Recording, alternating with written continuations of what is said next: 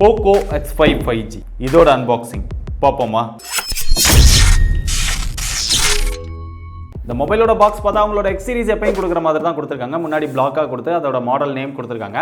எங்கே பார்த்தோம் அப்படின்னா India's number 1 quality smart phone brand அப்படின்னு கொடுத்துருக்காங்க. பின்னாடி அதோட ஸ்பெக்ஸ் எல்லாமே கொடுத்துருக்காங்க. இது அப்படியே நம்ம ஓப்பன் பண்ணால் ஸ்மூத்தாக ஓப்பன் ஆகுது. மேலே வந்து ஒரு எல்லோ கலர் பாக்ஸ் வந்து கொடுத்துருக்காங்க. அதில் POCO அப்படின்னு எப்பயும் போல போட்டிருக்காங்க. உள்ள ஓப்பன் பண்ணால் ஒரு சிம் எஜெக்டர் பின், யூசர் மேனுவல், வாரண்டி கார்டு, அதுக்கப்புறம் ஒரு நல்ல குவாலிட்டியான ஒரு டிபியூ கேஸ் கொடுத்துருக்காங்க. அடுத்ததாக உள்ள POCO X5 மொபைல் இருக்கு. ஆல்ரெடி நம்ம பார்த்த டிசைன் தான். மொபைலை பற்றி அப்புறம் டீட்டெயில்டாக பார்ப்போம். அதுக்கப்புறம் பாக்ஸ்க்குள்ள ஒரு 33 வாட் சார்ஜிங் அடாப்டர் இருக்கு. கடைசியா ஒரு டைப் சி சார்ஜிங் கேபிள் இருக்கு. முதல்ல இந்த மொபைலோட டிசைன். இங்க கேமராவோட டிசைன் அப்படின்னு பார்த்தா ஆல்ரெடி X5 Proல பார்த்தா அதே டிசைன் தான் கொடுத்துருக்காங்க. எப்பயும் POCOல கொடுக்குற மாதிரி அந்த பெரிய ரெக்டாங்கிள்ல கொடுத்து அதுக்குள்ள POCO அப்படின்னு கொடுத்துருக்காங்க. இதை வந்து கிளாஸ்ல கொடுத்துருந்தாங்க. பட் இங்க அதையுமே மேட் ஃபினிஷ் மாதிரி கொடுத்து அந்த கலரை மட்டும் சேஞ்ச் பண்ணியிருக்காங்க. கீழே ஃபுல்லா மேட் ஃபினிஷ் தான் வருது. நம்ம கை வைக்கும் போதே தெரியுது. பட் அந்த கை வைக்கிற தடம் வந்து அங்கங்க தெரியுது. அது கொஞ்சம் டிஸ்டர்பா இருக்கு. கீழே 5G அப்படின்னு கொடுத்துருக்காங்க. X5 Proல இங்க ஃபிளாட்டான எட்ஜஸ் வந்து கொடுத்துருந்தாங்க. பட் அந்த மாதிரி இல்லாம இங்க இந்த மாதிரி ஒரு எட்ஜ் வந்து கொடுத்துருக்காங்க. இது போக இதோட பில்ட் குவாலிட்டி அப்படின்னு பார்த்தா ரியல்ல ஃபுல்லாவே பிளாஸ்டிக் தான். பிளாஸ்டிக் ஃப்ரேம் தான் கொடுத்துருக்காங்க. ஃப்ரண்ட்ல டிஸ்ப்ளேக்கு மட்டும் கார்னிங் ஒரு கிளாஸ் 3 ப்ரொடக்ஷன் கொடுத்துருக்காங்க. மொபைலோட வெயிட் அப்படின்னு பார்த்தாலுமே 188 கிராம் வெயிட் இருக்கு. திக்னஸ் 7.9 mm இருக்கு. ஓரளவு கண்ட்ரோலாவே பண்ணிருக்காங்க. மொபைலுமே பார்க்கறதுக்கு நல்லா இருக்கு. மொபைலோட பெர்ஃபார்மன்ஸ் அப்படின்னு வந்தா இங்க Snapdragon 695 ப்ராசஸர் கொடுத்துருக்காங்க. ஆல்ரெடி X4 Proல பார்த்த அதே ப்ராசஸர் தான். அது போக நிறைய மொபைல்ஸ்ல பார்த்திருக்கோம். 20,000 ரூபாய் பிரைஸ் செக்மென்ட்குள்ள அதிகமான மாடல்ஸ்ல இதுதான் கொடுக்குறாங்க. ஒரு சூப்பரான ப்ராசஸர் அப்படின்னு கூட சொல்லலாம். இதோட பெர்ஃபார்மன்ஸ் பத்தி ஆல்ரெடி நம்ம நிறைய பார்த்தனால எல்லாருக்குமே தெரிஞ்சிருக்கும். சோ பெர்ஃபார்மன்ஸ்ல இங்க பெருசா குறை சொல்ற அளவுக்கு எதுவுமே கிடையாது. பட் இந்த மொபைல்ல அதிகமா நீங்க கேமிங் யூஸ் பண்ணணும் அப்படின்னு நினைச்சீங்கன்னா இங்க லிக்விட் கூலிங் செட்டப் அந்த மாதிரி எதுவுமே கொடுக்கல. அது கொடுத்திருந்தாங்க அப்படின்னா நல்லா இருந்திருக்கும். பட் கொடுக்காதது ஒரு சின்ன டிஸ்அட்வான்டேஜா ஃபீல் பண்றேன். பட் அது இல்ல அப்படினாலுமே நம்ம ஹெவியா யூஸ் பண்ணாலுமே இங்க லிட்டில் பிட் வார்ம் தான் இருக்கு. பெரிய அளவுல ஹீட்டிங் இஷ்யூ இல்ல. சோ ஓவராலா பெர்ஃபார்மன்ஸ் வந்து ஓகேவா இருக்கு. இந்த மொபைலோட டிஸ்ப்ளே அப்படின்னு பார்க்கும்போது இங்க 6.67 இன்ச்ல Full HD Plus AMOLED display கொடுத்திருக்காங்க. 120 Hz ரெஃப்ரெஷ் ரேட்டோட வருது. 240 Hz டச் சாம்பிளிங் ரேட்டும் கொடுத்திருக்காங்க. 1200 nits பீக் பிரைட்னஸா வருது. அது போக நான் ஏற்கனவே சொன்ன மாதிரி கார்னிங் ஒரு கிளாஸ் 3 ப்ரொடக்ஷன் டிஸ்ப்ளே கொடுத்திருக்காங்க. இங்க ஸ்கிரீன் ப்ரொடக்டரும் ஒட்டியே கொடுத்துட்டாங்க. இந்த டிஸ்ப்ளே வந்து பஞ்ச் ஹோல் டிஸ்ப்ளேவா வந்தது. ஒரு சிலர் இந்த பிரைஸ் செக்மென்ட்ல கூட வாட்டர் டிராப் நாச் ஸ்டைல் வந்து லான்ச் பண்றாங்க. அது என்ன பிராண்ட் அப்படின்னு தெரிஞ்சேனா மறக்காம கீழ கமெண்ட் பண்ணுங்க. டிஸ்ப்ளேயோட எக்ஸ்பீரியன்ஸுமே இங்க POCO X4 Proல மத்த Redmi மொபைல்ஸ் இந்த பிரைஸ் செக்மென்ட்ல இருக்கக்கூடிய மொபைல்ஸ்ல ஆல்ரெடி பார்த்த டிஸ்ப்ளே தான். சோ டிஸ்ப்ளே எக்ஸ்பீரியன்ஸ் இங்க பெருசா குறை சொல்ற அளவுக்கு இல்ல. அவுட்டோர்ல நீங்க சன்லைட்ல யூஸ் பண்ணாலும் நல்ல ஒரு லோ பிரைட்டரான டிஸ்ப்ளேவா இருக்கு. இன்டோர்ல யூஸ் பண்ணும்போது கலர்ஸ், அந்த எக்ஸ்பீரியன்ஸ், அந்த டச் ரெஸ்பான்ஸ் இதெல்லாமே நல்லா தான் இருக்கு. இதோட கேமரா செட்டப் அப்படின்னு பார்த்தா ஆல்ரெடி Redmi Note 12ல இருந்து அதே கேமரா செட்டப் தான் இந்த மொபைல்ல வருது. பிரைமரி சென்சாரா 48 மெகாபிக்சல் வந்து கொடுத்திருக்காங்க. அதுக்கப்புறம் ஒரு 8 megapixel ultra wide angle sensor கொடுத்திருக்காங்க. ஓரளவு நல்ல விஷயம். கடைசியா ஒரு 2 மெகாபிக்சல் மேக்ரோ 3 அப்படின்னு சேர்க்கிறதுக்காக கொடுத்திருக்காங்க. இங்க ஒரு LED ஃபிளாஷும் வந்தது. செல்ஃபி கேமரா அப்படின்னு பார்த்தா இங்க 13 மெகாபிக்சல் செல்ஃபி கேமரா கொடுத்திருக்காங்க.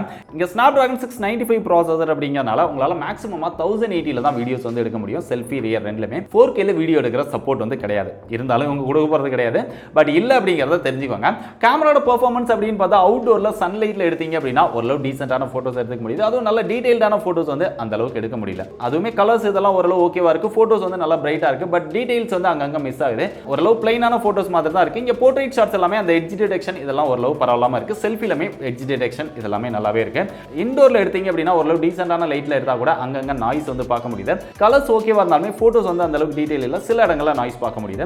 சோ ஓவராலா கேமராவோட பெர்ஃபார்மன்ஸ் வந்து டீசென்ட்டா தான் இருக்கு. கேமராவோட ஃபீச்சர்ஸ் அப்படின்னு பார்த்தா அந்த X5 Proல கொடுத்திருந்த ஒரு சில விஷயங்கள் எல்லாமே இதல கவர் பண்ணிருக்காங்க. அதுவும் இந்த லேட்டஸ்டா வந்து அந்த வாய்ஸ் ஷட்டர் சீஸ் அப்படின்னு சொன்னா நம்ம ஆட்டோமேட்டிக்கா போட்டோஸ் எடுக்க முடியும். சோ அந்த விஷயமும் இதுல இருக்குது.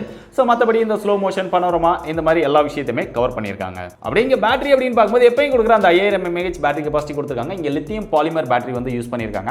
X4 Proல பார்த்தோம் அப்படின்னா 67 வாட் ஃபாஸ்ட் சார்ஜிங் சப்போர்ட் கொடுத்திருந்தாங்க. அதே தான் X5 Proலயும் கொடுத்திருந்தாங்க. பட் X5 ல பார்த்தோம் அப்படின்னா அந்த ஃபாஸ்ட் சார்ஜிங் சப்போர்ட் வந்து இங்க குறைச்சிருக்காங்க. ஆல்ரெடி பாக்ஸ்க்குள்ளே பார்த்துட்டோம் 33 வாட் அடாப்டர் தான் இருந்தது. மொபைலுமே 33 வாட் ஃபாஸ்ட் சார்ஜிங் சப்போர்ட் தான் சப்போர்ட் பண்ணுது. அதை யூஸ் பண்ணி சார்ஜ் பண்ணும்போது 1 மணி நேரத்துக்கு மேல டைம் ஆயிடுது ஃபுல் சார்ஜ் ஆகிறதுக்கு. பேட்டரியோட பெர்ஃபார்மன்ஸ் அப்படின்னு பார்க்கும்போது இங்க 120 Hz ரெஃப்ரெஷ் ரேட் இருந்தாலுமே 60 ல யூஸ் பண்ணாலும் 90 ல யூஸ் பண்ணாலும் பெருசா பேட்டரி ட்ரெயின் ஆகிற இஷ்யூ கிடையாது.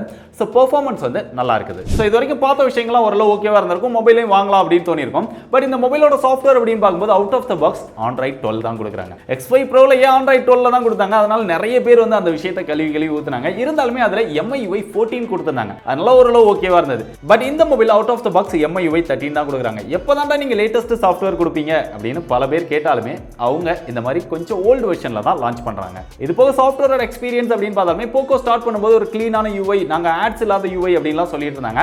பட் எக்கச்சக்கமான ப்ளோட்டர்ஸ் வந்து நிறைய கொடுத்து வச்சிருக்காங்க. நிறைய தேவையில்லாத விஷயங்கள் வந்து உள்ள இருக்குது. அதெல்லாமே நம்மளால அன்இன்ஸ்டால் பண்ணிக்க முடியுது. அது ஒரு பெரிய பிளஸ்ஸா இருக்கு. இருந்தாலுமே இதுல இன்னொரு பிளஸ் இருக்கு. MIUI டயலர் வந்து திருப்பியும் கொடுத்துட்டாங்க. இதனால நீங்க எந்த ஒரு சவுண்டுமே இல்லாம ஆட்டோமேட்டிக்கா கால் ரெக்கார்ட் வந்து பண்ணிக்க முடியும். அது போக இங்க தேவையில்லாத புஷ் நோட்டிபிகேஷன்ஸ் அந்த கிளான்ஸோட ஆட்ஸ் இதெல்லாமே இருக்க தான் செய்யுது. இதெல்லாம் கொஞ்சம் அவாய்ட் பண்ணாங்க அப்படின்னா இன்னும் கொஞ்சம் பெட்டரான எக்ஸ்பீரியன்ஸ் வந்து நமக்கு கிடைக்கும். மொபைலோட பிசிக்கல் பிளேஸ்மெண்ட் அப்படின்னு பார்த்தா இங்க லெஃப்ட் சைடுல சிம் ஸ்லாட் கொடுத்திருக்காங்க. அது ஓபன் பண்ணா ஹைபிரிட் ஸ்லாட் தான் கொடுத்திருக்காங்க. ஒரு சிம் ஒரு மெமரி கார்டு இல்லனா ரெண்டு சிம் போட்டுக்க முடியும். ரெண்டு சிம்மே 5G சப்போர்ட் பண்ணும். இது ஒரு 5G மொபைல். 7 5G பேண்ட் வரைக்கும் சப்போர்ட் பண்ணும். இந்தியால மேக்ஸிமம் பிளேसेसல இந்த மொபைலை நீங்க 5G யூஸ் பண்ணிக்க முடியும். பாட்டம்ல வந்து இங்க ஒரு மைக் கொடுத்திருக்காங்க. டைப் சி சார்ஜிங் போர்ட் கொடுத்திருக்காங்க. பக்கத்துல ஸ்பீக்கர் கொடுத்திருக்காங்க. இந்த மொபைல்ல சிங்கிள் ஸ்பீக்கர் தான் இருக்கு. டுயல் ஸ்டீரியோ ஸ்பீக்கர் கூட கிடையாது. சோ அதோட எக்ஸ்பீரியன்ஸும் ஓரளவு டீசென்ட்டா தான் இருக்கு. ரைட் சைடுல வந்தோம் அப்படினா வால்யூம் அப் டவுன் பட்டன் வருது. கீழே பவர் பட்டன் வருது. அதுல தான் ஃபிங்கர் பிரிண்ட் சென்சார். இவங்க 30000 ரூபாய் வரைக்கும் under display finger print sensor கொடுக்கிறது கிடையாது. அதனால இதலையும் நம்ம எதிர்பார்க்க முடியாது. ஃபிங்கர் பிரிண்ட் சென்சாரும் ஃபாஸ்டா அக்யூரேட்டா வர்க் பண்ணுது. டாப்ல வந்தோம் அப்படினா இங்க ஒரு 3.5 mm ஜாக் இருக்கு. IR பிளாஸ்டர் எப்பவும் கொடுத்திருக்காங்க. பக்கத்துல செகண்டரி நாய்ஸ் கேன்சலேஷன் மைக்கும் கொடுத்திருக்காங்க. நல்ல விஷயம். இது போக இதுல தேவையான சென்சார்ஸ் எல்லாமே கவர் பண்ணிருக்காங்க. IP53 ரேட்டிங் கொடுத்திருக்காங்க. ஸ்பிளாஷ் ப்ரூஃப் தான். மழையில் நனைஞ்சாலும் வேர்வைப்பட்டாலும் பெருசா ப்ராப்ளம் வராது. இதோட பிரைஸ் அப்படின்னு பார்த்தா 6+128 19000 ரூபாய் பிரைஸ் செக்மென்ட்க்கும் 8+256 21000 ரூபாய் பிரைஸ் செக்மென்ட்க்கும் சேல் பண்றாங்க. ஃபர்ஸ்ட் டே ஆஃபரா நீங்க ICICI கிரெடிட் கார்டு யூஸ் பண்ணீங்கன்னா உங்களுக்கு 2000 ரூபாய் டிஸ்கவுண்ட் கிடைக்கும். அதை யூஸ் பண்ணி வாங்கும்போது 17000 ரூபாய்க்கு 6+128 19000 ரூபாய்க்கு 8+256 வாங்க முடியும். பொதுவா இந்த சீரிஸ்ல எல்லாம் 256GB ஸ்டோரேஜ் வேரியன்ட் வந்து யாருமே கொடுக்கிறது கிடையாது. ஒரு பிராண்ட் மட்டும் தான் கொடுத்துட்டு இருந்தாங்க. இப்போ அவங்களுக்கு போட்டியா நாங்களும் கொடுக்குறோம் அப்படின்னு சொல்லி போக்கோவும் கொண்டு வந்திருக்காங்க. ஸோ 256 வாங்கணும் அப்படின்னு நினைக்கிறவங்க ட்ரை பண்ணலாம். ஸோ இந்த பிரைஸ்க்கு வாங்கலாமா வேண்டாமா அப்படிங்கிறத பார்க்கறதுக்கு முன்னாடி இந்த மொபைலை பார்த்தீங்க அப்படின்னா ஆல்ரெடி எங்கேயோ பார்த்த மொபைல் மாதிரி தெரிஞ்சிருக்கும். ஆல்ரெடி ரெட்மி நோட் 12 5G அப்படின்னு ஒரு மொபைல் ஃபோன் வந்து இந்தியாவில் லான்ச் பண்ணியிருந்தாங்க. அந்த மொபைலில் ஸ்னாப்டிராகன் 4th Gen 1 அப்படின்னு ஒரு ப்ராசஸர் கொடுத்திருந்தாங்க. அந்த ப்ராசஸரை மட்டும் சேஞ்ச் பண்ணி லான்ச் பண்ண ஒரு மொபைல் அப்படின்னு எடுத்துக்கலாம்.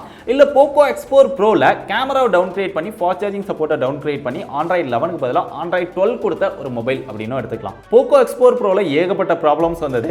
நிறைய பேருக்கு ஒரு வருஷம் கழிச்சு மதர் போர்ட் டெட் ஆயிடுச்சு. ஸோ அதே மாதிரி ப்ராப்ளம் இதுலையும் வருமானு தெரியல. இருந்தாலும் இந்த மாதிரிலாம் இருந்தது அப்படிங்கிறத நான் இங்கே மென்ஷன் பண்றேன். ஆனாலுமே போக்கோ X4 Pro 20000 ரூபாய் பிரைஸ்ல லான்ச் பண்ணி இப்போ வரைக்கும் ஆஃபர்ல பெரும்பாலான டைம் 15000 ரூபாய் 14500 ரூபாய்க்கு 6+128 வாங்க முடியும். பட் இந்த மொபைல் பார்த்தோம் அப்படின்னா கிட்டத்தட்ட அதே பிரைஸ் செக்மென்ட்க்கு தான் இந்த மொபைலையும் லான்ச் பண்ணிருக்காங்க. என்னடா நியாயம் இது? ஸோ இதுக்கப்புறமா அந்த Android 12க்காக மட்டும் இந்த போக்கோ X5 ட்ரை பண்ணுவீங்களா? இல்ல மத்த எல்லா விதத்திலுமே பெஸ்ட்டாவும் 15000 ரூபாய்க்கு கிடைக்கக்கூடிய போக்கோ X4 Proவை ட்ரை பண்ணுவீங்களா? மறக்காம கீழே கமெண்ட்ல சொல்லுங்க.